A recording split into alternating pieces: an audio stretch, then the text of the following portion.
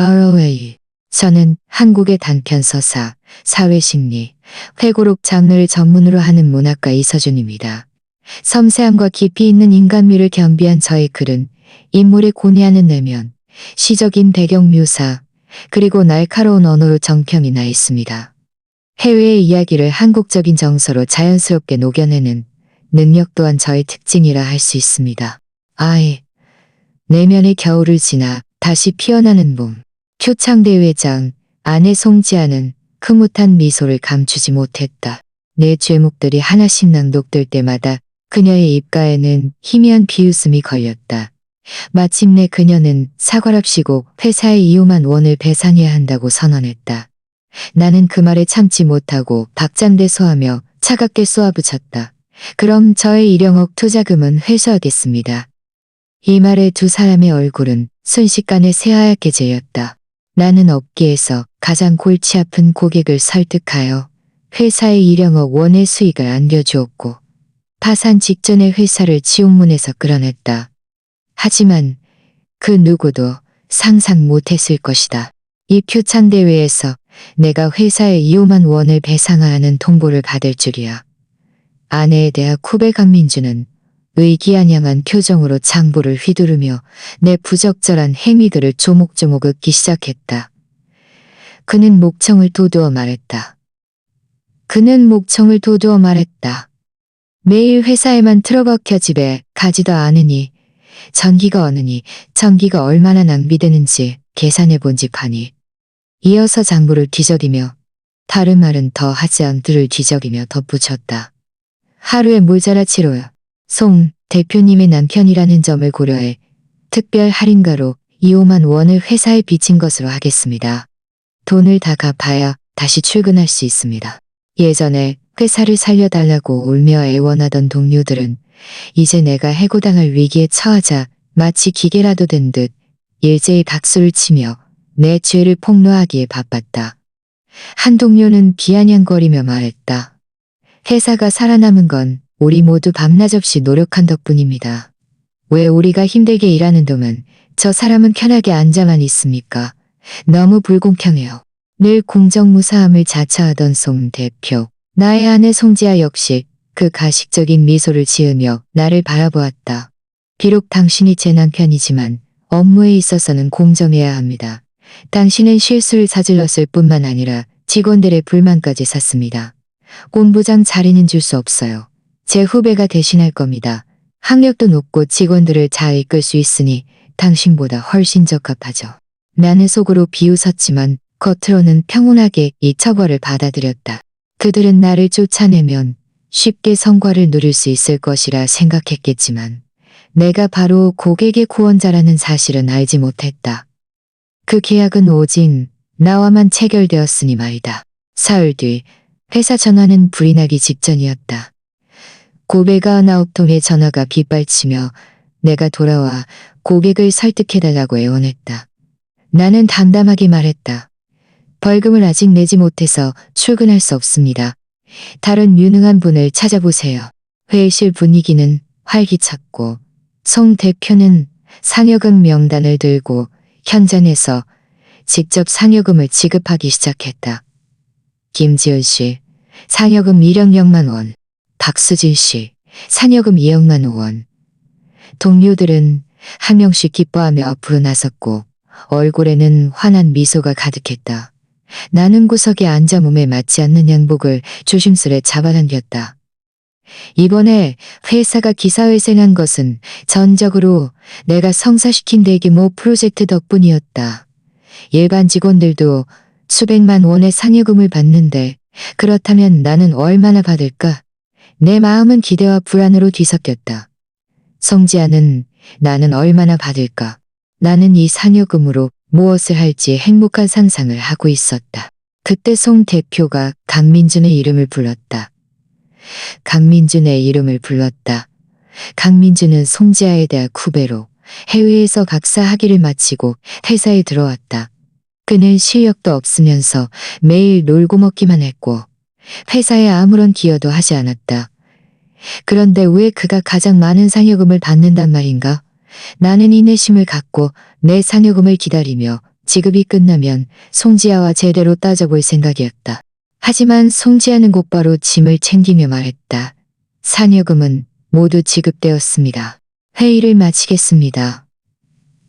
모두들 앞으로도 열심히 일해주세요. 나는 순간 얼어붙어 급히 그녀를 불렀다. 산여금을 다 지급했다고? 그럼 나는 빠진 건가? 내 말이 끝나자 회의실은 순식간에 조용해졌다. 맞아, 빠졌지. 강민준이 입을 열었다. 그의 얼굴에는 의기양양함이 가득했다. 이어서 그는 말했다. 하지만 상여금이 아니라 벌금입니다. 나는 미간을 찌푸리며 도대체 무슨 잘못을 저질렀는지 필사적으로 기억을 더듬었다. 강민준은 검은 서류 가방에서 한 권의 책자를 꺼내 목청을 돋우어 내 죄목들을 낭독하기 시작했다.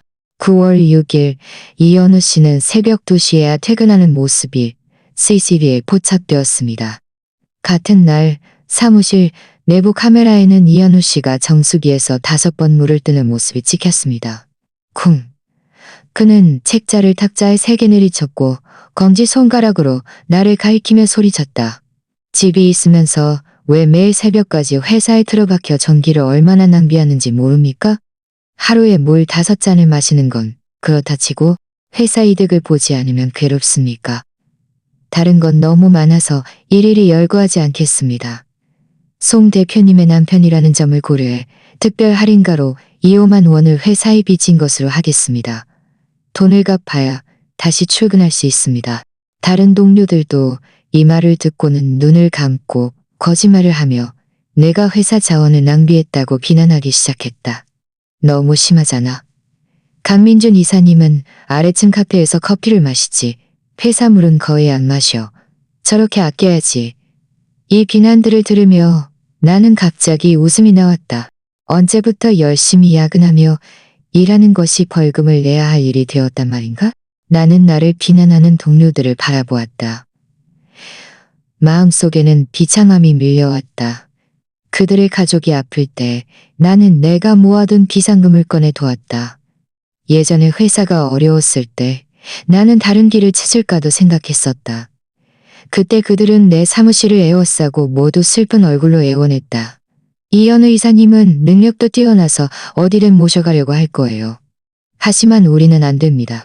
위로는 노부모님, 아래로는 자식들, 게다가 주택대출까지 갚아야 하고 나이도 많아서 다른 회사에서는 높은 연봉을 주려 하지 않을 거예요.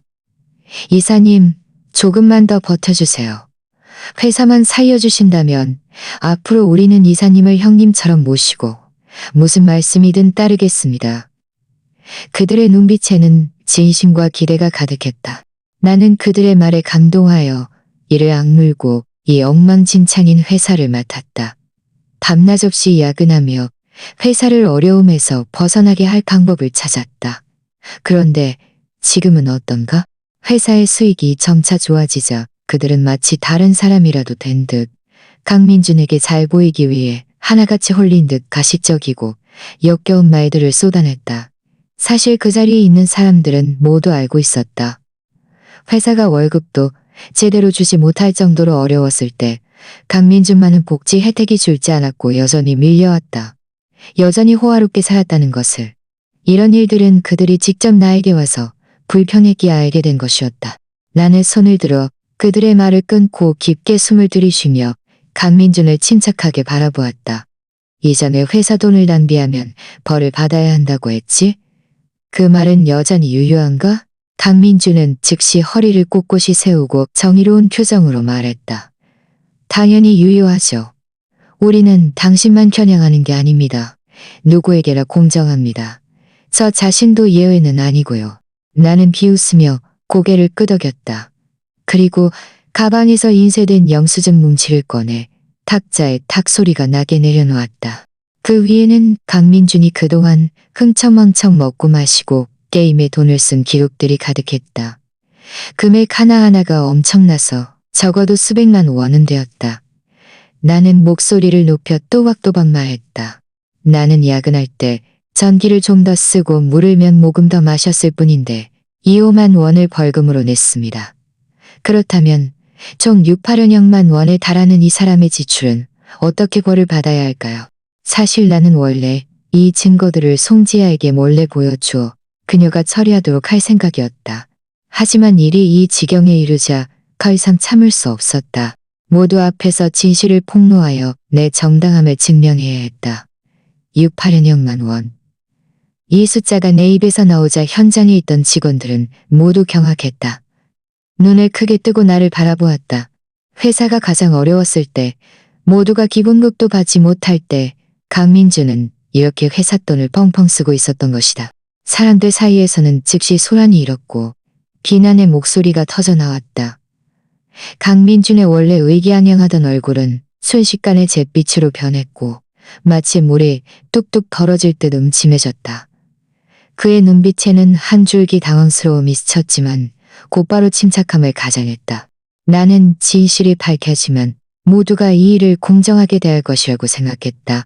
하지만 놀랍게도 그를 옹호하기 위해 가장 먼저 나선 사람은 줄곧 침묵하던 송지아였다. 그녀의 목소리는 크지 않았지만 의심할 여지없는 위험이 서려 있었다. 이건 모두 접대비로 지출된 겁니다. 그와 함께 식사한 사람들은 모두 중요한 고객들이었어요. 송지아는 내 옆에 앉아 몰래 팔꿈치로 나를 툭툭 쳤고 계속해서 눈짓을 보냈다. 회의실에서 소란을 피우지 말고 할 이야기가 있으면 나중에 개인적으로 이야기하자는 뜻이었다. 예전 같았으면 그녀의 뜻에 따라 화를 사겠을 것이다. 하지만 이때 내 마음속에서는 불길이 활활 타올랐고 그녀의 눈짓 따위는 신경 쓸 겨를이 없었다. 나는 또박또박 입을 열었다. 그녀는 한동안 아무 말도 하지 못했다. 그녀는 또박또박 입을 열었다. 동의하지 않습니다. 저는 그가 이렇게 많은 돈을 들여 고객들을 접대했는데 과연 계약을 따냈는지, 하지만 나는 이대로 넘어갈 수 없었다. 나는 손가락으로 눈앞의 서류를 탁탁 치며 소리를 냈다. 그와 함께 게임을 했던 그 중요한 고객과의 계약은 어떻게 되었는지 궁금하네요. 내 말이 끝나자마자 원래 시장통 같던 회의실은 순식간에 조용해졌다. 모든 사람의 시선이 휙 하고 강민준에게 집중되었다. 그는 모두의 시선에 불편함을 느끼며 얼굴이 붉어졌다. 방금 전까지 정의로운 척 다른 사람을 벌하려던 강민준은 순식간에 태도를 바꾸며 그만두겠다고 말하며 사원증을 벗었다. 하지만 내가 보기엔 그는 사원증을 꽉 쥐고 있었고 정말 그만둘 생각은 없어 보였다. 하지만 송지아는 그의 말을 믿고는 즉시 당황하며 달려가 그를 달랬다. 그 사람 말은 듣지 마. 당신은 이미 충분히 열심히 했어. 회사는 당신처럼 열심히 했어. 송지아는 온갖 가머니설로 강민준을 겨우 달랬다. 그를 안심시키자마자 그녀는 즉시 나를 향해 돌아섰고 그녀의 눈빛은 마치 얼음 칼날처럼 차갑게 나를 꿰뚫었다. 당신 말은 너무 지나쳐. 민준 씨는 이를 위해 목숨까지 걸고 있는데 그럼 당신은 매번 고객을 만나면 100% 계약을 성사시킬 수 있단 말이야? 네가 실수할 데가 없겠어? 그녀는 잠시 혼자 사업을 따낼 수 있었겠어? 그녀는 잠시 멈췄다가 말을 이었다. 게다가 당신이 성사시킨 계약이 모두 당신의 실력 덕분이라고도 당신의 실력 덕분이라고 웃다. 강민준도 똑같은 조건이었는데 다른 사람들은 모두 계약을 따냈는데 그는 지금까지 단 한 건도 성사시키지 못했지 않은가? 다른 직원들은 송지아가 입을 열자 마치 허락받은 고양이처럼 삼삼오오 모여 즉시 강민준을 옹호하기 시작했다. 순식간에 회의실은 강민준을 칭찬하는 말들로 가득 찼다. 강 이사님은 새벽까지 고객과 게임하며 관계를 다지는 열정은 정말 대단해. 어떤 사람들은 남이 잘 되는 꼴을 못 봐. 자기만 운 좋게 계약 따냈다고 하늘 높은 줄 모르고 우쭐대면서 남이 가끔 계약 못 따내면 꼬투리 잡고 늘어지는 거 보면 그릇이 너무 작아. 이 말들을 듣자 송지아는 만족스러운 듯 턱을 치켜들고 나를 바라보며 말했다. 이현우 씨, 대준이 눈은 날카롭습니다. 비록 우리가 부부지만 업무에 있어서는 공정해야 합니다. 나는 심각한 표정으로 눈앞의 남편을 똑바로 보았다. 이현우 씨, 당신은 실수를 저질렀을 뿐만 아니라 전체 직원의 불만을 샀습니다. 이 본부장 자리는 줄 수 없습니다. 제가 후배에게 먼저 맡길 생각입니다. 그는 학력도 높고 직원들을 잘 이끌 수 있으니 당신보다 훨씬 적합합니다. 어떻게 생각하세요? 회사에 존만이 달린 위기 상황에서 나는 현우가 엄청난 압박을 받고 있다는 것을 알았다. 그가 힘들어할 때마다 나는 그를 격려했다. 여보, 걱정 마세요. 회사만 살려주시면 본부장 자리는 물론이고 제 대표 자리까지 원하시면 다 드릴게요. 현우는 오랫동안 바라던 직위가 마침내 해결될 것이라 생각하며 밤낮 없이 열심히 일했다. 하지만 결국 그가 힘들게 얻으려 했던 밤낮 없이 열심히 일했다. 지금 그는 이 사람들을 바라보며 눈빛이 어두워졌고 마음은 완전히 식어버렸다. 모든 것이 의미 없게 느껴졌다. 그는 깊게 숨을 들이쉬며 침착하게 말했다. 좋습니다. 그 결정과 처벌을 받아들이겠습니다. 그가 타협하자 주변 사람들은 만족스러운 미소를 지었다. 하지만 현우는 비웃었다. 그들은 계약이 성사된 것이 자신들의 공로라고 생각했지만 사실은 현우가 우연히 고객의 생명을 구해준 덕분에 고객이 보답으로 회사와 계약을 맺은 것이었다. 게다가 원래는 더 큰 계약이 남아 있었고 현우는 상여금을 받은 후 이 좋은 소식을 밝혀야 할 생각이었다. 이제는 그럴 필요가 없었다. 이 계약 또한 그들은 지킬 수 없을 것이다. 현우는 뒤돌아보지도 않고 회의실을 나섰다. 나는 강민준과 이야기하며 걱정스러운 눈빛을 보내고 있었다. 현우가 떠나는 뒷모습을 보자마자 나는 강민준을 내버려 두고 그를 뒤쫓아갔다. 그를 따라 엘리베이터에 들어갔다. 안에는 아무도 없었다. 나는 서둘러 그의 손목을 잡았다. 현우 씨, 방금 전엔 저도 어쩔 수 없었어요. 나는 미간을 찌푸리며 약간의 무력감이 섞인 목소리로 말했다. 당신도 봤겠지만 회사 직원들이 모두 강민준을 지지하고 있었어요. 제가 사장이긴 하지만 직원들이 없으면 회사도 돌아가지 않아요. 그래서 그렇게 할 수밖에 없었어요. 당신에게 상처를 줘서 미안해요. 나는 마치 회사를 힘들게 이끌어가는 관리자인 척 억울한 표정을 지었다. 하지만 누가 모를까? 회사에서는 내 말이 곧 법이라는 것을 내가 평소에 묵인하고 방관하지 않았다면 직원들이 어떻게 강민준을 띄워줄 수 있었겠는가? 예전 같았으면 현우는 내 말에 분명 화를 냈을 것이다. 예전에는 우리는 얼굴을 붉히고 목소리를 높여 격렬하게 싸우곤 했다. 하지만 이제 나는 직장에서의 가십과 미선을 모두 꿰뚫어 보았고 몸과 마음이 너무나 지쳐 모든 것이 귀찮았다. 그는 그저 힘없이 고개를 끄덕이며 나지막이 말했다. 알겠습니다. 송지아는 내 감정을 눈치채지 못한 듯 몇 마디 좋은 말로 내가 달래줬다고 생각하고는 즉시 흥분하며 눈을 반짝이며 말했다. 오늘이 우리 결혼 기념일이에요. 제가 좋을 레스토랑을 예약했으니 저녁에 축하해요. 그녀가 내 손을 잡고 함께 레스토랑을 고르려던 순간 휴대폰 화면에 강민준의 메시지가 떴다. 시간 다 됐는데 안 가요. 송지아의 얼굴은 순식간에 변했고 급히 휴대폰을 감추며 시선을 피했다. 처리할 공적인 일이 좀 있어요. 레스토랑 예약하면 보내줄게요. 레스토랑 예약하면 보내줄게요. 날이 끝나자마자 엘리베이터는 1층에 안정적으로 멈췄다. 송지아는 나를 엘리베이터 밖으로 밀어내고는 자신은 휴대폰을 들고는 더 밖으로 밀어내고는 자신은 휴대폰을 들고는 자신은 나는 못 본 척 택시를 타고 집으로 돌아왔다. 막 문을 닫으려는데 주머니 속 휴대폰이 진동했다. 보지 않아도 송지아의 메시지라는 것을 알 수 있었다. 예상대로 휴대폰 화면에는 고급 레스토랑의 위치 정보와 그녀의 메시지가 떠 있었다. 레스토랑 예약했어요. 오늘 결혼기념일이니까 예쁘게 입고 와요. 나는 답장하지 않았다. 마음속에는 기쁨이라고는 찾아볼 수 없었다. 그저 묵묵히 휴대폰을 탁자 위에 뒤집어 놓고 부엌으로 가서 저녁을 준비했다. 식사 중에 나는 습관적으로 휴대폰을 보며 친구 목록을 스크롤했다. 그때 강민준이 올린 새로운 게시물이 눈에 띄었다. 레스토랑이 있어야 할 송지아는 지금 강민준과 다른 동료들과 함께 번쩍이는 조명 아래 노래방에 있었다. 영상 속 송지아와 강민준은 나란히 노래방 기계 앞에 서서 마이크를 하나씩 들고 살짝 고개를 숙인 채 서로의 눈을 깊이 바라보았다. 반짝이는 네온사인 아래 두 사람이 얼마나 사람의 시선은 애틋하게 교차했다. 송지아는 자는 정소의 냉정한 모습과는 달리 애교스럽게 웃고 있었고 그들이 애틋하게 듀엣곡을 부르는 모습을 보며 내 입가에는 차가운 비웃음이 걸렸다. 방금 먹었던 밥맛이 싹 사라졌다.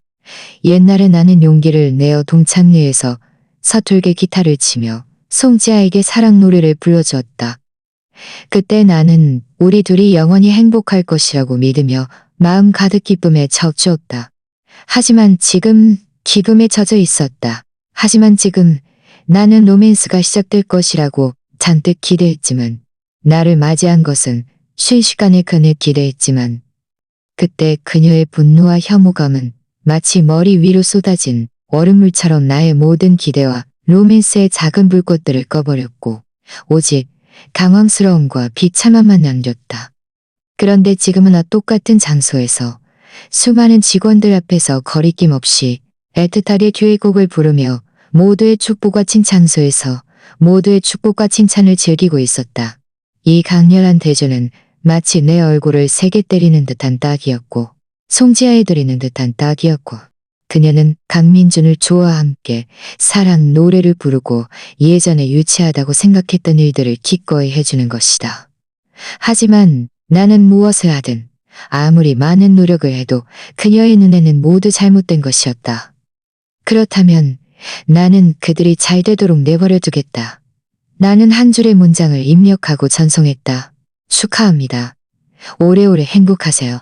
메시지를 보낸 지 얼마 되지 않아 강민준의 자랑스러운 게시물은 조용히 사라졌다. 마치 예전의 일들이 꿈이라도 된 듯 말이다. 나도 이 모든 것을 잊어버리고 싶고 잠자리에 들 준비를 하고 있는데 문 잠금 장치가 딸깍하고 열리는 소리가 들렸다. 송지아가 술 냄새를 풍기며 비틀거리며 들어왔다. 손에는 예쁜 포장 상자를 들고 있었고 피곤한 얼굴에는 약간의 초조함이 엿보였다. 미안해요, 현우 씨. 회식에서 갑자기 불러서 사장으로서 얼굴을 비춰야 하잖아요. 그래서 당신과의 약속을 어겼네요. 늘 똑같은 그녀의 사과와 약속을 들으니 귀가 먹먹해졌다. 나는 고개도 들지 않고 휴대폰만 보고 있었다. 송지아는 내가 반응이 없자 입술을 깨물며 억지로 미소를 지었다. 민준 씨가 올린 그 영상 때문에 아직 화나있어요. 오해했어요. 저는 그와 함께 노래하고 싶지 않았어요. 동료들이 부추긴 거예요. 다들 열심히 야근해서 동료들이 부추긴 거예요.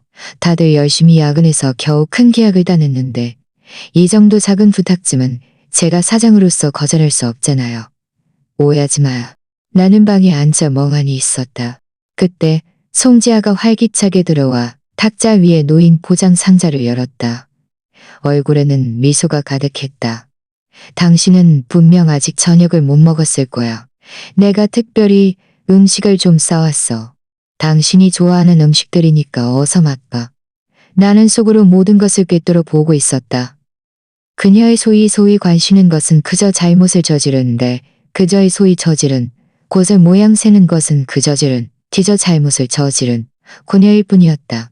나는 진심으로 그런 것을 원하지 않았지만 그래도 참지 못지만 더 황당한 것은 음식 상자 가장자리에 있는 꼬치에 누군가 한 입 빼어문 흔적이 있었다는 것이다.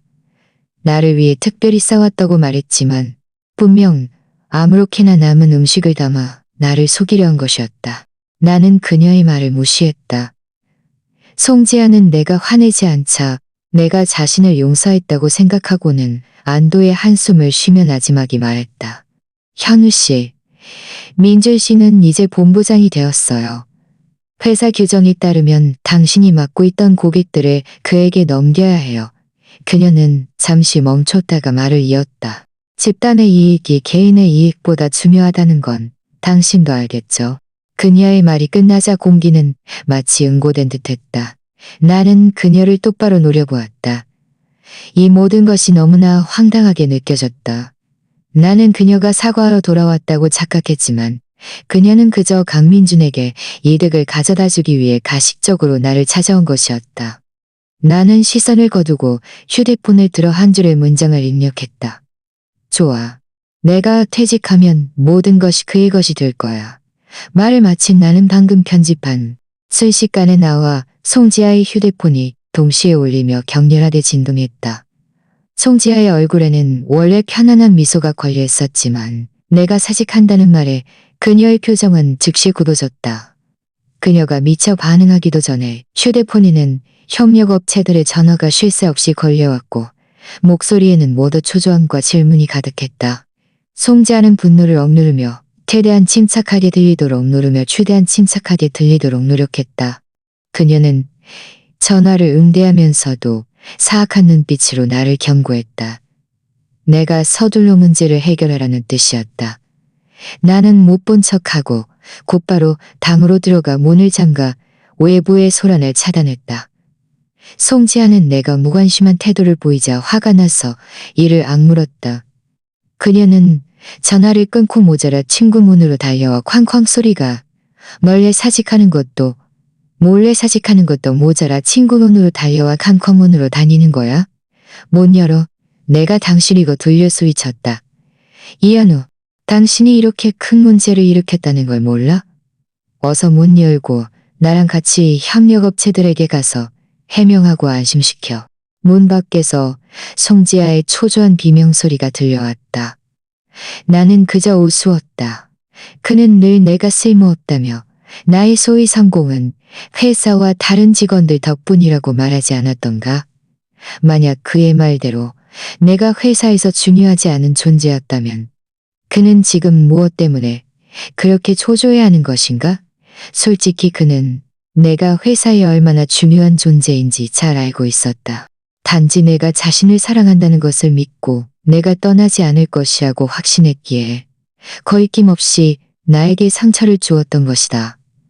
하지만 그에 대한 나의 사랑은 그의 거듭된 상처 속에서 이미 모두 사라져버렸다. 송지아는 여전히 문 밖에서 계속 소리쳤다. 나는 그녀의 말을 무시하고 침대 옆으로 가앉았다. 휴대폰을 들자마자 화면이 밝아지며 메시지가 물밀듯이 쏟아져 들어왔다. 가식적으로 걱정하는 척하며 내 속을 떠보려는 메시지도 있었고 노골적으로 고소해하며 이 오만한 놈이 드디어 회사에서 잘렸다고 비웃는 메시지도 있었다. 나는 그저 의미 없는 악플들을 평온하게 훑어본 후 지정된 메시지를 열었다. 이진우 사장님에게 온 메시지였다. 그는 우리 회사의 현재 가장 큰 고객이자 내가 과거에 구해주는 인이었다. 다른 사람들의 위선과는 달리 그의 메시지는 진심으로 가득했고 걱정이 묻어 있었다. 현우 씨, 그곳에서 더 이상 버티기 힘들면 저에게 와서 일해주세요. 저는 당신의 능력을 높이 평가합니다. 그들의 인재를 소중히 여기지 않는다면 제가 소중히 여길 겁니다. 이 메시지를 보자 내 눈가는 촉촉해졌다. 옛날에 나는 더 좋은 발전 기회를 포기하고 송지아와 함께 맨손으로 사업을 시작했다. 내가 접대 때문에 위출혈이 올 정도로 술을 마셨을 때 그녀는 울면서 내게 잘해주겠다고 약속했다. 회사의 자금이 어려웠을 때 나는 자발적으로 월급과 성과급을 받지 않겠다고 했고 오직 회사가 더 잘 발전하기를 바랐다. 그녀는 감동하여 나를 안고 눈물 어린 눈으로 맹세했다. 하지만 그녀가 성공하자 예전의 그 모든 약속들은 거품처럼 쉽게 터져버렸다. 그리고 나는 그녀가 성공한 후 가장 먼저 버린 사람이 되었다. 나는 정말 지쳤다. 좋아요, 이진우 선생님. 퇴직 수속을 마치고 그곳으로 가겠습니다. 나는 답장했다. 얼마 지나지 않아 이진우 사장님은 기쁜 목소리로 전화했고 우리는 시장 상황, 회사 발전, 미래의 업무 계획에 대해 이야기하며 점점 더 신이 났다. 나는 방문을 열었다. 눈앞은 난장판이었다. 송지아가 방금 이곳에서 분노를 터뜨렸음을 알 수 있었다. 나는 간단히 정리하고 깨진 접시 조각들을 쓰레기통에 쓸어 담았다. 잠자리에 들 시간이 되었는데도 휴대폰은 계속해서 진동했다. 열어보니 송지아가 강민준과 함께 식사하고 술 마시는 영상들을 연달아 수십 개 보낸 것이었다. 마치 폭탄처럼 맹렬하게 쏟아져 들어왔다. 나는 그녀가 나를 일부러 화나게 하여 내가 먼저 연락하게 만들려가 나를 일부러 화나게 하여 내가 먼저 연락하게 나는 휴대폰을 무음으로 설정하고 편안하게 잠이 들었다. 다음 날 아침 일찍 나는 이진우 사장님을 찾아가 입사 관련 모든 사항을 확정지었다. 카페에서 나오다가 밤새도록 집에 들어오지 않은 송지아와 강민준이 손목을 잡고 호텔에서 나오는 것을 마주쳤다. 두 사람은 연인처럼 친밀하게 같은 음료를 마시고 있었다. 나는 못 본 척 그냥 지나치려 했지만 강민준이 나를 발견하고 큰 소리로 불렀다. 이현우 씨. 송지아는 그 말을 듣자마자 몸이 순간 굳어버렸고 급히 강민준의 손을 놓으며 그와 거리를 두었다. 현우 씨. 그녀는 입을 살짝 벌렸고 눈에는 당황한 빛이 스쳤다. 상황을 수습하려 설명하려던 순간 강민준이 갑자기 끼어들며 분노에 찬 목소리로 나를 다그쳤다. 이현우 씨, 이진우 대표님이 제게 당신의 업무를 맡기기로 했다는 소식을 듣고 일부러 우리를 미행해서 이번 협력을 망치고 회사 전체 직원들을 당신의 사적인 욕심 때문에 희생시키려는 겁니까? 제가 예전에 당신의 잘못을 지적해서 당신이 저에게 불만이 있을 수 있다는 건 인정합니다. 하지만 회사 전체 직원들은 무고합니다. 어떻게 그들을 끌어들일 수 있습니까? 강민준은 일부러 화가 난 척하며 화제를 나에게 돌렸고 자신의 공적을 자랑하는 것도 잊지 않았다. 예상대로 송지아는 그의 말만 들었고 당황하던 모습은 모두 의심과 분노로 변했다. 회사에도 당신의 노력이 담겨 있는데 당신은 저와 싸우기 위해 직접 회사를 망가뜨리려는 겁니까?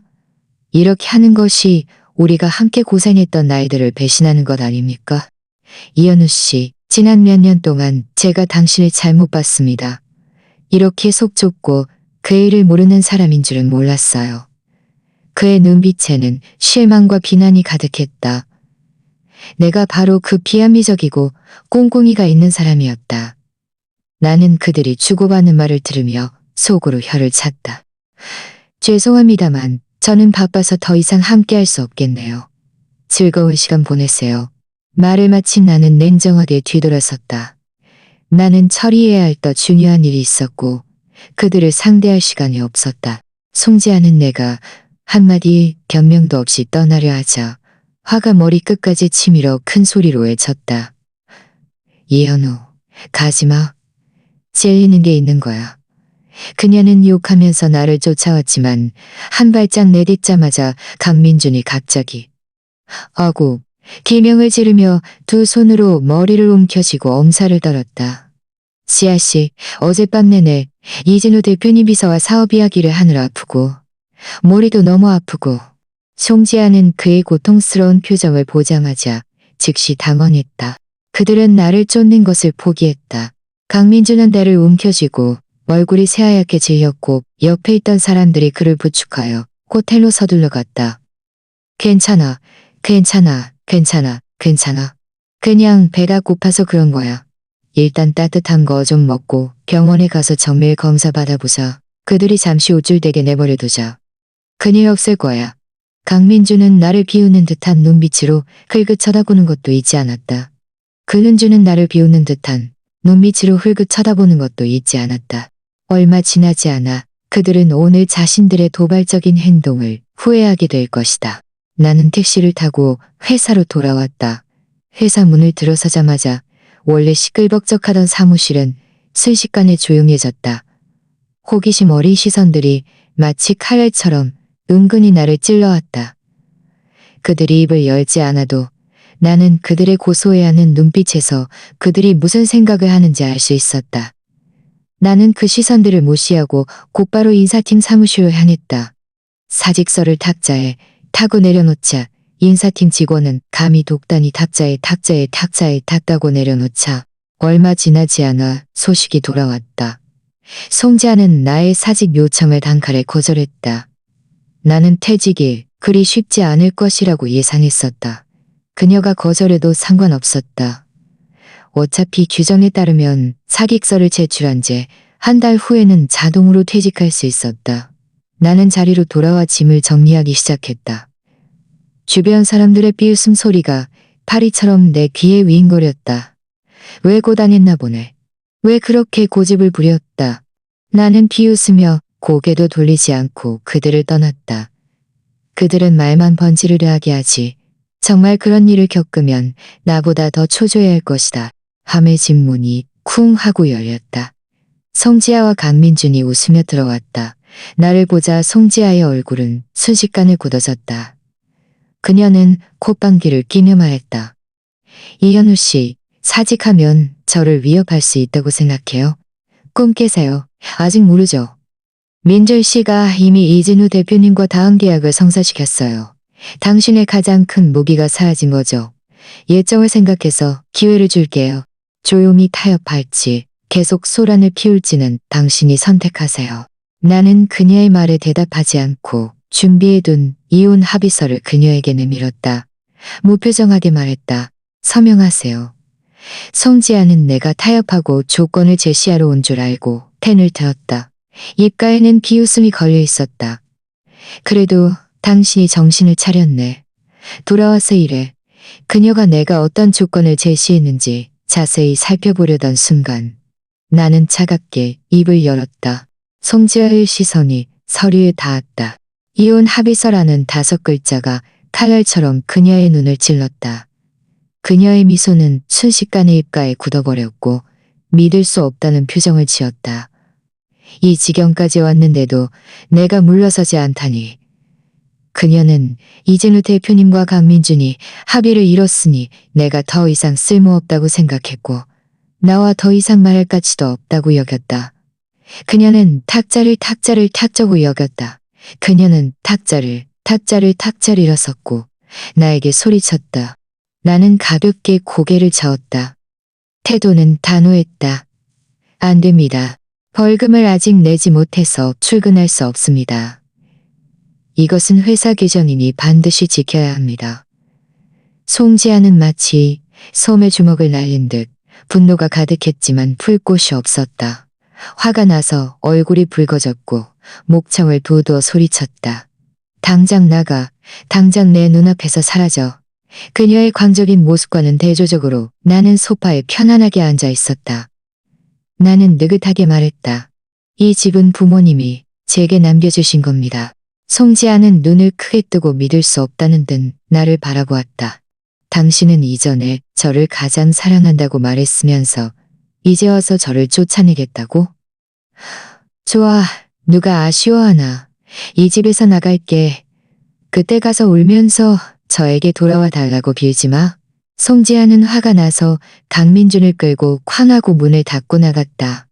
마치 나를 약 올리려는 듯 그들은 중간에 샴페인을 터뜨리며 이진우 대표님과의 협력이 성공했다고 미리 발표했다. 송지아는 사람들 한가운데 서서 감격한 표정으로 의기양양하게 나를 비난했다. 이현우는 회사가 자기 없으면 돌아가지 않을 거라고 생각하나 본데 그건 백일몽이야. 민준 씨가 아주 쉽게 그의 일을 인계받았잖아. 그는 사람들이 너무 띄워줘서 자기가 언제든 대체될 수 있다는 사실을 잊었나 봐. 내가 예정을 생각해서 기회를 줬는데도 고마워할 줄 모르니 그렇다면 벌금은 계속 내게 해야지. 벌금을 내지 않으면 회사에 출근할 생각도 하지 마. 그 돈은 모두 복지로 직원들에게 나눠줄 거야. 직원들은 이득을 얻자 당연히 기뻐서 어쩔 줄 몰랐다. 하나같이 소리 지르며 송지아를 미친 듯이 칭찬했다. 나는 영상 속 송지아의 우쭐대는 모습을 보며 어쩔 수 없이 고개를 저었다. 비웃음이 나왔다. 얼마 지나지 않아 너희는 울게 될 것이다. 그때 이진우 사장님 비서인 김성민 씨에게 메시지가 왔다. 형님, 녀석들이 미끼를 물었습니다. 나는 입꼬리를 올리며 웃었다. 낚시 장비를 짊어지고 집을 나섰다. 그들이 미끼를 물었으니 나도 이제 내 물고기를 낚을 차례였다. 진짜 쇼는 이제 막 시작된 것이었다. 나는 강가에 앉아 휴대폰을 보고 있었다. 화면이 계속해서 밝아졌다. 업무그룹 채팅방에 메시지가 쉴 새 없이 떴다. 송지아가 그룹 채팅방에서 의기양양하게 모두를 태그함을 발표했다. 여러분, 잘 들으세요. 이진우 대표님이 주물량을 늘리기로 결정했습니다. 지금부터 다른 고객들은 잠시 미뤄두고 모든 자원을 이진우 대표님께 집중하세요. 자잘한 사업은 우리 눈에 들어오지도 않습니다. 업무 그룹 채팅방은 순식간에 폭발했고 직원들의 환호성이 끊이지 않았다. 송 대표님 최고. 우리 회사 이제 분명히 승승장구할 거예요. 그럼 상여금이랑 성과급도 2배로 오르는 건가요? 송지아는 기분이 매우 좋았고 하나하나 답장했다. 그럼요. 협력이 순조롭게 진행되고 이진우 대표님의 계약금이 입금되면 상여금 2배는 문제 없습니다. 그때는 모두 진급하고 연봉도 올려줘서 그동안 고생한 여러분을 제대로 보상할 겁니다. 그녀는 잠시 멈췄다가 비꼬는 듯 덧붙였다. 어떤 부적절한 사람들은 그저 우리가 돈 버는 것을 옆에서 지켜볼 수밖에 없을 겁니다. 다른 직원들은 즉시 동조하며 나를 비웃기 시작했다. 정말 이해가 안 돼. 자기가 회사 자원 낭비했으면서 피해자인 척이라니. 맞아. 회사 이득만 챙기려 들고 예전에 회사가 망할 뻔한 것도 분명 그 사람 짓일 거야. 잘 됐어. 그 해충 같은 놈이 없으니 회사도 분명 더 잘 될 거야. 송지아는 직원들의 바람에 매우 만족하며 가식적으로 아내의 입장에서 나를 사과했다. 모두 미안합니다. 제가 직권을 나누니 서이 쓸모없는 남편을 회사에 두는 바람에 여러분에게 폐를 끼쳤네요. 이어서 그룹 채팅방에는 연이은 아첨이 쏟아졌다. 나는 자세히 읽는 것도 귀찮아 대충 훑어본 후 지충 같은 존재가 어떻게 운영할지 두고 볼 것이다. 내가 그토록 열심히 회사를 살리고 모두를 어려움에서 다음 며칠 동안 업무 그룹 채팅방은 극도로 흥분된 상태였다. 강민준 이사님, 이진우 대표님 쪽에서 100만 원짜리 대형 계약이 들어왔는데 우리가 맡을까요? 강민준은 비웃으며 말했다. 그깟 돈으로 구걸하는 사람한테나 줘. 거절해. 그런 저급 고객은 차단하고 앞으로는 1000만 원 이하 계약은 받지 않을 거야. 그룹 채팅방은 다시 들끓었고 직원들은 모두 의욕에 넘쳐 밝은 미래를 상상했다. 내가 정직된 지 사흘째 되는 날 이진우 사장님 비서인 김성민 씨가 회사에 찾아왔다. 송지아는 계속해서 주문하러 온 줄 알았지만 받은 것은 계약 해지 통보서였다. 회사 전체가 술렁였다. 송지아의 손은 참지 못하고 떨리기 시작했다. 그녀는 큰 소리로 따져 물었다. 농담하는 거 아니죠? 우리는 벌써 생산에 들어갔는데 어떻게 갑자기 계약을 해지할 수 있어요? 이건 계약 위반이고 3배의 배상금을 지불해야 합니다. 김성미 씨는 비웃으며 재빨리 서류 가방에서 계약서를 꺼내 흔들었다. 우리 계약서에 분명히 명시되어 있습니다. 프로젝트 책임자는 오직 이현우 씨여야 한다고요. 당신들이 멋대로 책임자를 바꾸고 이현우 씨를 정직시켰으니 이건 당신들이 먼저 계약을 위반한 겁니다. 3배의 배상금을 지불해야 할 사람은 당신들이에요. 말을 마친 김성미 씨는 뒤도 돌아보지 않고 떠났다. 송지아는 순식간에 어쩔 줄 몰라 사무실을 이리저리 오갔다. 직원들은 삼삼오오 모여 걱정스러운 표정으로 수군거렸다. 이번 달 월급이랑 상여금도 아직 못 받았는데 프로젝트가 엎어지면 앞으로 어떻게 살지? 한 직원이 참지 못하고 송지아의 옷소매를 잡아당기며 초조하게 말했다. 송 대표님, 이진우 대표님이 원하는 사람은 이현임입니다. 어서 이사님께 전화해서 돌아와 달라고 하세요. 프로젝트가 중요합니다. 송지아는 마치 구명줄이라도 잡은 듯 허둥지둥 고개를 끄덕였다. 즉시 휴대폰을 꺼내 전화를 걸었고 목소리에는 애원이 섞여 있었다. 현우 씨, 프로젝트에 큰 문제가 생겼어요. 이진우 대표님 쪽에서 책임자가 꼭 당신이어야 한다고 합니다. 돌아와서 우리를 도와주세요. 안 그러면 모두 굶어 죽게 생겼어요. 나는 강가에 앉아 여유롭게 낚시를 하고 있었다. 아무렇지 않게 미끼를 물에 던지며 차갑게 말했다. 죄송합니다. 저는 2~5만 원 벌금을 아직 내지 못해서 출근할 수 없습니다. 다른 유능한 분을 찾아보세요. 전화 저편은 순식간에 조용해졌다. 나는 송지아가 지금 멍하니 얼어붙어 있을 모습을 상상할 수 있었다. 그녀는 내가 자신을 꾸짖던 말을, 그녀는 아마 내가 자신을 꾸짖던 못했을 것이다. 이 전화는 스피커폰으로 연결되어 있었고 동료들은 모두 원망스러운 눈빛으로 송지아를 노려보았다. 송지아는 얼마 전까지 나를 머리부터 발끝까지 비꼬아댔는데 이제 와서 즉시 저 자세로 나에게 사과하라고 하니 정말 난감했을 것이다. 내가 이전에 그녀에게 반격했던 것을 생각하니 그녀는 화가 나서 가슴이 격렬하게 들썩였고 입술까지 미세하게 떨리며 아무 말도 하지 못했다. 하지만 그 거액의 위약금을 생각하자 송지아의 모든 강경함은 순식간에 무너져 내렸다. 그녀는 깊게 숨을 들이쉬며 모든 깊게 숨을 들이쉬며 여보, 제가 잘못했어요. 제가 잘못했어요. 너그러이 이번 한 번만 용서해 주세요. 그녀의 목소리는 거의 들리지 않을 정도로 작았고 얼굴에는 수치심이 가득했다. 예전 같았으면 송지아가 고개를 숙이면 나는 분명 마음이 약해졌을 것이다. 하지만 지금 나는 여전히 평온하게 낚싯대를 잡고 부표를 응시하며 흔들림이 없었다. 속으로는 생각했다. 옛날에 그렇게 매정하게 굴더니 이제 와서 나에게 애원하는구나. 그렇게 쉽게 될 줄 알아? 나는 호수면 위로 잔잔하게 퍼져나가는 물결을 바라보았다. 그들에게 모욕당하고 괴롭힘당했던 장면들이 영화처럼 머릿속을 스쳐 지나갔다. 나는 가볍게 고개를 저으며 천천히 입을 열었다. 송 대표님, 당신이 무슨 잘못을 했단 말입니까? 잘못한 것은 바로 저입니다. 야근하며 회사에 그렇게 많은 전기료를 더하고 하루에 물 5잔을 마시며 회사 이득을 챙기려 한 것이 말이죠. 당신들이 저에게 2~5만 원을 벌금으로 부과한 것은 합리적인 처벌이니 나는 그들이 예전에 나를 질책했던 말을 그대로 되받아쳤다. 내 목소리는 평온했지만 그 말은 날카로운 칼날처럼 그들의 위선적인 가면을 단숨에 찢어버렸다. 회의실은 순식간에 조용해졌다. 이전에 나를 비웃던 동료들은 서로를 쳐다보며 얼굴이 매우 좋지 않았다. 마치 파리를 먹은 듯 역겹고 답답했다. 반박하고 싶어도 함께 나를 비웃었던 것을 그들은 목구멍에 생선가시가 걸리며 목구멍에 생선과의 눈을 마주치지 못했다. 공기 중에는 당황스러움과 후회의 냄새가 가득했다.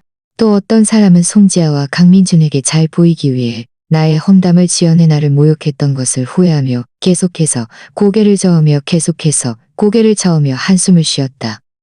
심지어 어떤 사람은 휴대폰을 쥐고 손가락이 나를 비웃었던 그 메시지 위에 멈춰서서 삭제하고 싶지만 감히 하지 못해 손까지 떨고 있었다. 그들은 자신이 뿌린 악한 씨앗을 떨고 있었다. 그들은 자신이 뿌린 악한 씨앗의 열매를 맛보았지만 어떻게 해야 할지 몰랐다. 그들은 송지아에게 희망을 걸고 그녀였다. 송지아는 내 말을 듣고 화가 나서 두 손을 불끈 쥐었다. 그녀는 휴대폰을 던져버리고 나에게 소리 지르고 싶었지만 그때 쾅하고 문이 열렸다. 비서가 허둥지둥 뛰어들어왔다. 그는 땀으로 범벅이 된 얼굴로 새하얗게 질려 있었다. 목소리마저 떨렸다. 송 대표님, 큰일 났습니다. 이진우 대표님 변호사가 우리에게 연락해서 우리를 고소하고 업계 전체에 블랙면 우리를 고소하고 비서의 말은 폭탄처럼 원래 조용하던 사무실을 혼란에 빠뜨렸다. 직원들은 마치 냄비 속 개미처럼 초조해했다. 원래의 당황스러움은 순식간에 혼란으로 바뀌었다. 모두가 수군거리며 불안한 눈빛을 주고받았다. 이제 어떻게 하지? 회사가 그렇게 높은 위약금을 감당할 수 있을까? 업계에서 매장되는 게 가장 큰일이야. 이건 회사의 앞길을 완전히 막는 거잖아. 앞으로 우리가 어떻게 살아남아? 앞으로 우리가 어떤 회사에서 나를 써줄까? 우리 집은 위로는 노부모님, 아래로는 자식들, 게다가 주택대출과 자동차 할부금도 갚아야 하는데 이 일자리를 잃을 수는 없어. 예전에는 월급이 좀 밀리긴 했지만 국민연금은 계속 내줬는데 이제 위약금까지 물면 회사가 빚더미에 앉는 거 아냐. 모두가 초조함과 공포에 질려 서로에게 말을 쏟아냈다. 지난번에 회사가 위기에 처했을 때보다 훨씬 더 강렬했다. 이 말들은 한 글자도 빠짐없이 송지아의 귀에 들어왔다. 그녀는 마음속 마지막 방어선이 쿵 하고 무너져 내리는 것을 느꼈다. 그녀는 입술을 꽉 깨물었고 눈빛에는 절망이 가득했다. 모든 자존심과 고집을 내려놓고 목소리를 떨며 애원했다. 현우 씨, 제가 잘못했어요. 당신에게 그렇게 대하지 말았어야 했는데 제가 당신에게 사과해도 될까요? 벌금은 당신이 내지 않아도 됩니다. 당신이 돌아와서 저와 회사가 이 어려움을 극복하는 것을 도와준다면 어떤 상여금이든 당신이 원하는 대로 다 해줄게요. 동료들도 이 모습을 보고는 모두 앞으로 나서서 사과했다. 그들의 얼굴에는 원래의 비아냥거림은 사라지고 기대와 초조함이 가득했다. 이현우 이사님, 죄송합니다. 뒤에서 이사님 험담을 해서는 안 되는 거였는데 저희 정말 잘못했습니다. 돌아와 주세요. 제 아버지가 얼마 전 뇌졸중으로 쓰러지셔서 이 상여금으로 생명을 조심으로 생명을 속을 쏟아냈다. 송지아는 더욱더 끊임없이 약속을 쏟아낸 우리가 무릎 꿇고 사과해도 좋습니다. 그들은 하나같이 진심 어린 목소리로 기굴하게 행동했다. 하지만 그들은 기억력이 너무 나빴다. 이 수법은 그들이 이전에 이미 사용했던 것이고 결과는 어떠했는가. 모든 약속은 공허한 말로 끝났다. 나는 힘들게 일했지만 결국 돌아온 것은 비난뿐이었다. 나는 바보가 아니니 같은 돌에 2번 넘어질 수는 없었다. 지금 나는 여전히 호숫가에 앉아 여유롭게 낚시를 하고 있었다. 호수바람이 뺨을 스쳤고 나는 고요한 호수면을 바라보며 마음속으로 편안함을 느꼈다. 휴대폰에서는 그들의 초조한 사과 소리가 들려왔지만 나는 못 들은 척했다. 마치 내가 그저 외부인이고 이 모든 일과는 아무런 상관이 없는 것처럼 말이다. 나의 무반응에 모두의 소란스러운 목소리는 점차 가라앉았다. 그들은 하나같이 어쩔 줄 몰라 냄비 속 개미처럼 안절부절 못했다. 그때 누군가 평소에 가장 말이 많던 강민준이 구석에 숨어 고개를 숙인 채 아무 말도 하지 않고 유령처럼 있는 것을 갑자기 발견했다. 그 사람은 갑자기 머리를 탁 치며 뭔가 중요한 것을 떠올린 듯했다. 그는 미간을 찌푸렸고 눈빛에는 후회가 가득했다. 속으로는 계속해서 이 강민준이라는 놈을 비난했다. 이 녀석만 아니었으면 나도 떠나지 않았을 텐데. 이진우 대표님도 갑자기 마음을 바꾸지 않았을 텐데. 원래 모든 것이 좋았고 어쩌면 생활은 더 좋아졌을지도 모르는데. 그런데 지금은 그 모든 아름다운 미래가 강민준의 이기심 때문에 망쳐졌어. 그는 생각할수록 화가 나서 갑자기 손가락을 뻗어 강민준을 똑바로 가리키며 목청을 도두어 질책하기 시작했다. 원래 모두가 아무 일 없이 잘 지냈는데 강민준이 먼저 시비를 걸었잖아. 그는 아무 이유 없이 벌금을 부과했는데 이건 분명히 이현우 이사님을 화나게 하려는 거 아니야. 옆에 있던 사람이 급히 맞장구 치며 분개했다. 이현우 이사님은 그저 강민준이 사과하기를 바랐을 거라고 생각해요. 이사님은 그때 엄청난 공을 세운 공신이었잖아요. 누구라도 그렇게 대우받으면 화가 안 나겠어요. 예전에 모두는 연이은 나쁜 소식에 정신을 못 차리고 있었는데 누군가의 지적에 하나같이 꿈에서 깨어난 듯했다. 얼굴에는 모두 깨달음의 표정이 떠올랐고 즉시 너도 나도 비난의 목소리를 높였다. 맞아. 그가 아니었으면 이런 엉망진창이 되었겠어? 다 그놈 때문이야. 그가 이현우 이사님을 겨냥하지 않았으면 우리도 잘못을 저지르지 않았을 거고 이현우 이사님과 이진우 대표님을 화나게 해서 이렇게 수습할 수 없는 지경까지 오지 않았을 거야. 자신들의 이익이 손해보는 것을 보자 모두는 더 이상 강민준을 맹목적으로 칭찬하지 않았다. 이전에 그에게 쏟아졌던 칭찬과 추앙은 순식간에 흔적도 없이 사라졌고 그 자리를 가득 채운 것은 분노였다. 어떤 사람은 팔짱을 끼고 비웃는 듯한 표정으로 소리쳤다. 강민준, 평소엔 그렇게 잘난 척하더니 이제 문제가 생기니 왜 벙어리가 됐어? 또 다른 사람도 화가 나서 얼굴이 붉어진 채 큰 소리로 질책했다. 네가 그 전기료, 수도료 가지고 그렇게 깐깐하게 따지지 않았으면 이현우 이사님이 떠났겠어. 군중 속에서 줄곧 냉정하게 방관하던 한 사람도 이때 참지 못하고 입을 열었다. 그의 목소리에는 경멸이 가득했다. 그게 어디 깐깐하게 따진 거야? 그건 분명 이현우 이사님이 힘들게 얻은 성과를 가로채려는 속셈이었지. 아무렇게나 핑계를 댄 것뿐이야. 그가 한 모든 일이 결국 자기 사적인 욕심 때문 아니겠어? 사실 군중 속에는 상황을 제대로 아는 사람들도 있었지만 이전에는 강민준에게 잘 보여서 이득을 좀 더 얻으려고 눈을 감고 거짓말을 했던 것이다. 이제 이득은커녕 온몸의 문제만 잔뜩 안게 되자 그들은 비로소 꿈에서 깨어났고 분노를 더 이상 억누를 수 없었다. 강민준은 송지아가 직접 회사에 데려온 사람으로 처음부터 주목받았고 매일 다른 사람들의 칭찬과 아첨 속에서 지냈다. 이렇게 많은 사람들에게 손가락질하며 욕을 먹는 것은 이번이 처음이었다. 그의 얼굴은 처음에는 붉어졌다가 이내 새하얗게 질렸다. 두 손을 불끈 쥐었고 화가 나서 온몸이 떨렸다. 그는 큰 소리로 변명했다. 제가 말한 건 다 사실입니다. 이게 저랑 무슨 상관이에요?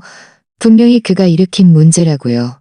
하지만 그는 자신이 잘못했다고는 죽어도 생각하지 않았고 오히려 자신이 너무 억울하다고 느꼈다.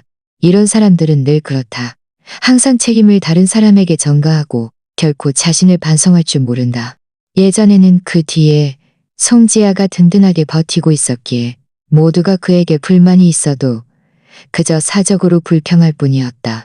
하지만 지금은 회사조차 지킬 수 없는 상황에 처하자 모두가 너무나 당황했고 그럴 여유 따위는 없었다.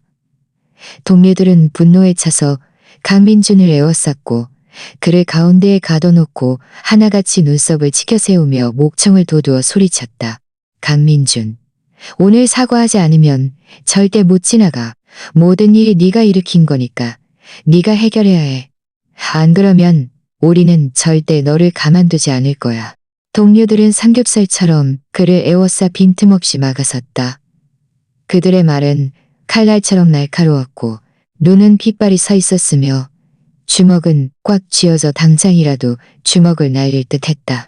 강민주는 더 이상 침착한 척할 수 없었다. 얼굴은 순식간에 새하얗게 질렸고 이마에서는 식은땀이 줄줄 흘러내렸다. 그는 무의식적으로 송지아 쪽을 바라보며 눈빛에는 구원이 가득했고 목소리마저 당황스러움과 애원이 섞여 있었다. 지아씨, 빨리 저 좀 도와주세요.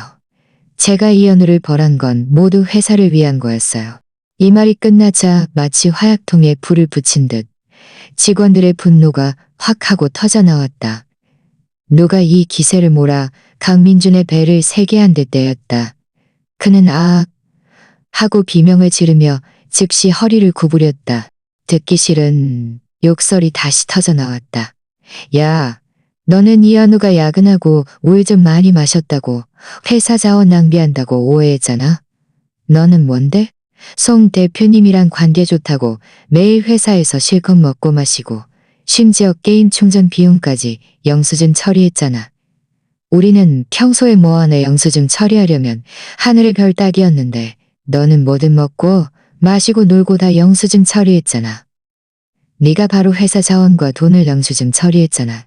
누군가 먼저 시작하자 욕설은 점점 더 많아졌고 한마디 한마디가 더 듣기 싫었다. 이 모욕적인 말들은 바늘처럼 강민준의 귀에 박혔다. 그의 눈은 붉어졌다. 그는 고개를 돌려 송지아를 바라보았다. 말은 하지 않았지만 그의 눈빛은 마치 빨리 나를 구해줘라고 말하는 듯했다. 예전 같았으면 이런 상황에서 송지아는 늘 가장 먼저 나서서 그를 변호해 주었다. 그녀의 눈빛은 복잡했고 그 약간의 냉정함이 스쳐 지나갔다. 때로는 그의 체면을 지켜주기 위해 직원들의 감정을 강제로 억누르기도 했다. 그녀는 강민준을 바라보며 예전의 기쁨은 사라지고 오직 혐오감만 남았다. 회사의 현재 엉망진창인 상황은 모두 그가 저지른 짓이었고 게다가 그의 이기심 때문에 상황은 더욱 악화되었다. 송지아 자신도 계약이 해지되었고 거액의 위약금까지 물어야 하는 상황이라 정신없이 바빴다. 그녀가 어떻게 그를 보호할 여력이 있겠는가. 그녀는 더 이상 그를 위해 비바람을 막아줄 흥미도 없었다. 모두가 송지아가 신경 쓰지 않는 것을 보자 더욱 대담해졌다. 강민주는 더 이상 견딜 수 없어 다시 구원을 요청했다. 지아씨, 송 대표님. 강민준의 구원 요청 소리를 듣자 송지아는 비로소 정신을 차렸다. 그녀는 강민준을 차갑게 바라보았다. 시선은 얼음처럼 차가웠고 목소리는 담담했다. 민준 씨, 모두의 말이 틀리지 않았어. 이건 당신이 일으킨 일이야. 오늘 당신은 나와 함께 직접 현우 씨에게 가서 사과해야 해. 반드시 그의 용서를 받아내야 해. 이게 우리에게 마지막 기회야. 더 이상 개인적인 감정 때문에 모두의 일을 망치지 마. 강민주는 눈을 크게 뜨고 믿을 수 없다는 듯 바라보았다. 예전에는 자신을 보호해주던 송지아가 이제는 자신에게 고개를 숙이라고 강요하다니. 이 순간 그는 내가 처음에 느꼈던 굴욕감을 절실히 느꼈다.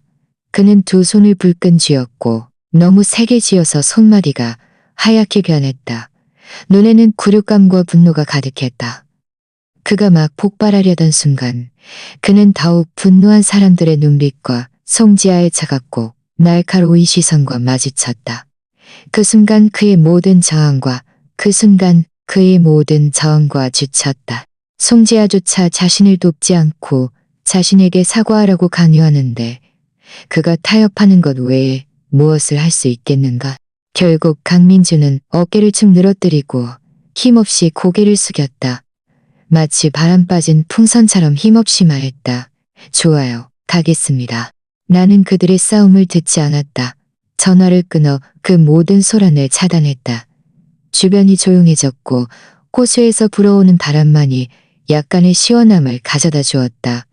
나는 홀로 낚시의 즐거움을 만끽했다. 얼마 지나지 않아 멀리서 두 사람의 그림자가 나에게 서둘러 다가오는 것이 보였다. 송지아와 강민준이었다.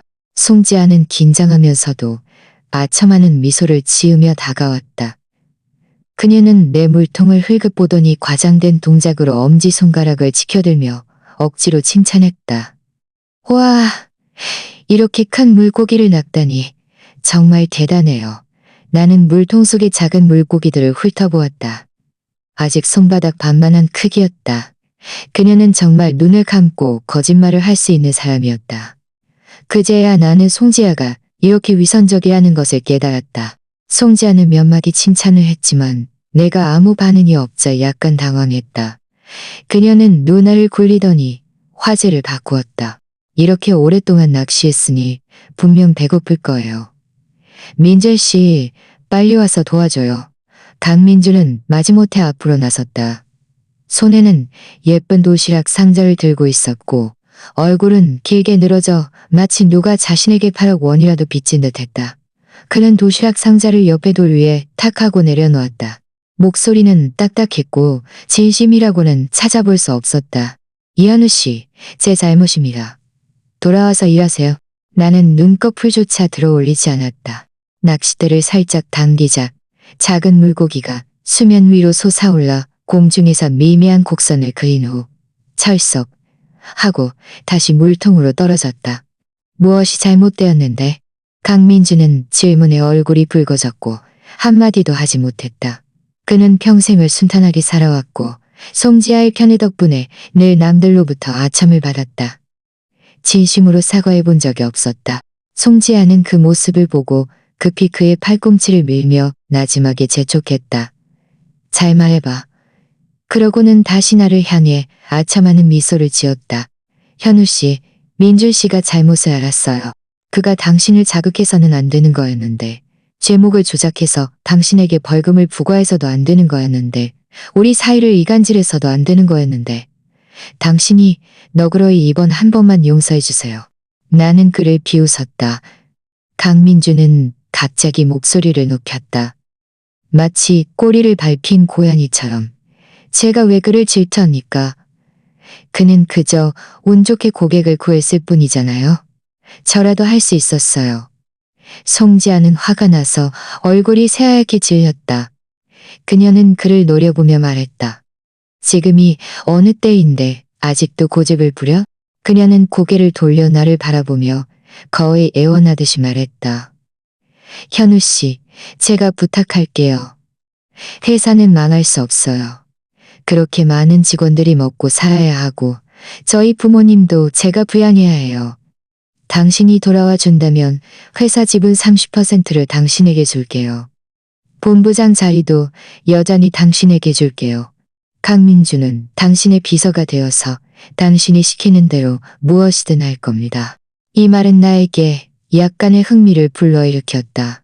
나는 낚싯대를 내려놓고 몸을 돌려 그들을 비웃는 듯한 미소로 바라보았다.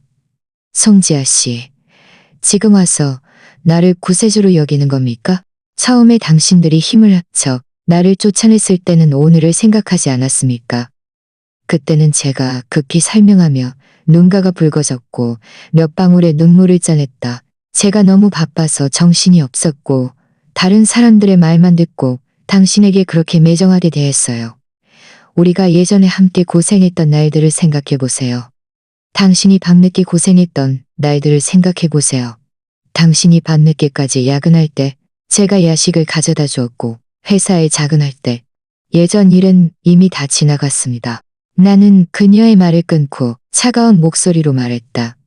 당신이 노래방에서 강민준과 애틋하게 듀엣곡을 부르던 것을 잊었습니까? 당신이 제가 힘들겠다는 고객을 다른 사람에게 넘겨주던 것을 잊었습니까? 당신이 제가 회사 이득을 챙긴다고 말하며 2~5만 원 벌금을 부과하던 것을 잊었습니까?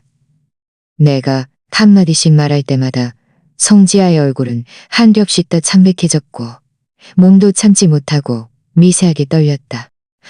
그는 송지아가 나에게 애원하기 위해 그렇게 낮은 자세를 취하는 것을 보며 화가 나고 두려웠지만 감히 폭발하지 못했다. 그는 지금 오직 나만이 그들을 구할 수 있다는 것을 알았다. 이현우 씨. 그는 깊게 숨을 들이쉬며 마치 엄청난 양보라도 하는 듯 말했다. 제가 당신에게 사과하겠습니다. 죄송합니다. 이전에는 제가 잘못했습니다. 당신을 겨냥해서는 안 되는 거였는데, 벌금을 부과해서도 안 되는 거였는데, 얼마를 보상해 줄까요? 말만 하세요. 제가 감당할 수 있는 돈이라면. 나는 비웃었다. 안 됩니다. 나는 주머니에서 휴대폰을 꺼내 이진우 사장님에게 온 메시지를 열어 그들에게 내밀었다. 화면에는 선명하게 한 줄의 글자가 떠 있었다. 현우 씨, 새 회사 사무실은 이미 인테리어를 마쳤고 팀도 꾸려졌으니 당신이 CEO로 입사하기만 하면 됩니다. 송지아와 강민준의 시선이 화면의 다차 동공이 크게 확장되었다. 얼굴의 빗기가 순식간에 사라졌다. 이진우 사장님 회사로 갈 거야? 송지아의 목소리는 떨려서 제대로 나오지 않았다. 그럼요. 나는 휴대폰을 거두고 입가에 비웃음이 띄었다. 당신들 회사에 남아 계속 당신들에게 이용당하고 벌금이나 내라는 말입니까? 안 됩니다. 송지아가 갑자기 격분하면 발작 앞으로 나서 내 손을 잡으려 했지만 나는 몸을 돌려 피했다. 현우 씨, 이진우 대표님은 우리 회사에서 가장 큰 고객이에요. 당신이 그쪽으로 가면 우리는 어떻게 해요? 그건 당신들이 걱정할 일이 아닙니다. 나는 물통을 들고 떠날 준비를 했다. 그때 강민준이 갑자기 입을 열었다. 목소리에는 절망이 섞여 있었다. 이현우 씨, 정말 돌아오지 않을 겁니까? 그 위약금은 우리가 감당할 수 없어요. 회사가 파산할 겁니다. 파산? 나는 걸음을 멈추고 그들을 돌아보았다. 눈빛에는 한 줄기의 연민도 없었다. 당신들이 저를 쫓아낼 때는 회사가 파산할 거라고 생각하지 않았습니까?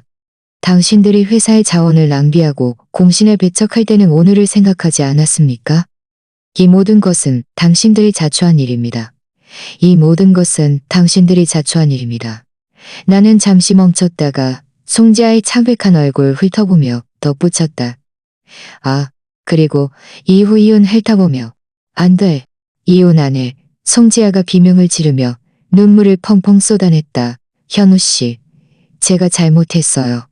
앞으로 정말 잘해줄게요. 안 돼요. 당신 없이는 안 돼요. 회사도 망하는 안 돼요. 회사도 망하는 안 돼요. 끝났습니다. 나는 담담하게 말했다. 당신의 사과도 당신의 눈물도 저에게는 아무 가치도 없습니다.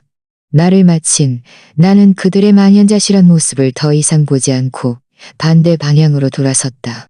뒤에서는 송지아의 울음소리와 강민준의 분노에 찬 고함소리, 그리고 도시락 상자가 바닥에 떨어져 깨지는 소리가 들렸지만 이 모든 것은 이제 나와 아무 상관이 없었다.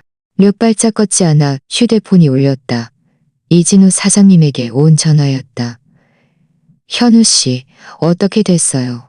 그 두 사람이 괴롭히지는 않았죠? 아니요. 이진우 선생님. 나는 미소를 지었다. 마음은 유난히 편안했다. 그들은 그저 저에게 돌아와 달라고 애원하러 왔을 뿐입니다. 돌아와 달라고 애원해. 이진우 사장님은 전화 저편에서 비웃었다. 그들이 감히? 그런 은혜를 모르는 사람들은 진작에 파산했어야 했어. 나는 이미 사람을 시켜 송지안에 회사와의 모든 협력 관계를 해지하고 그들의 계약우 위반 책임을 묻도록 했네. 감사합니다.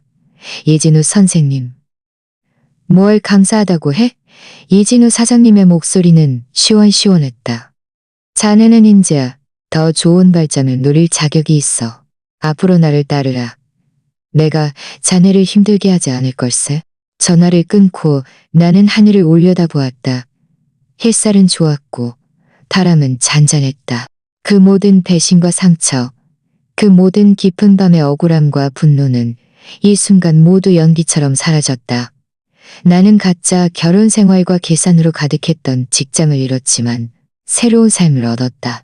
보름 후 나는 이진우 사장님의 회사에 정식으로 입사하여 CEO를 맡게 되었다. 새 회사의 팀은 활력이 넘쳤고 모두가 서로를 돕고 지지했다.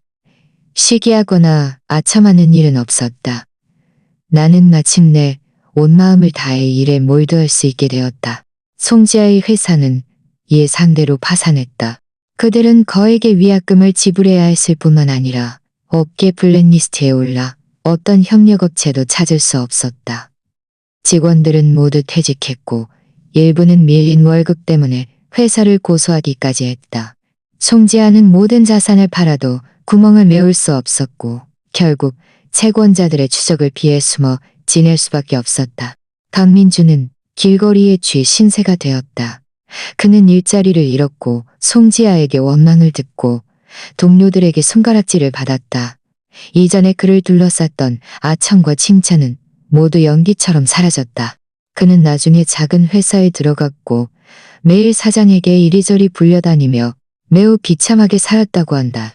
언젠가 나는 백화점에서 송지아를 우연히 마주쳤다. 그녀는 값싼 옷을 입고 있었고 머리카락은 헝클어져 있었으며 얼굴은 창백했고 눈 밑에는 핏줄이 가득했다. 예전에 화려하고 빛나던 여성 대표와는 완전히 다른 모습이었다. 그녀는 나를 보고 복잡한 눈빛을 보냈다. 놀라움, 수치심, 그리고 약간의 불만이 섞여 있었다. 그녀가 무슨 말을 하려 했지만 나는 그저 담담하게 고개를 끄덕이고 돌아섰다.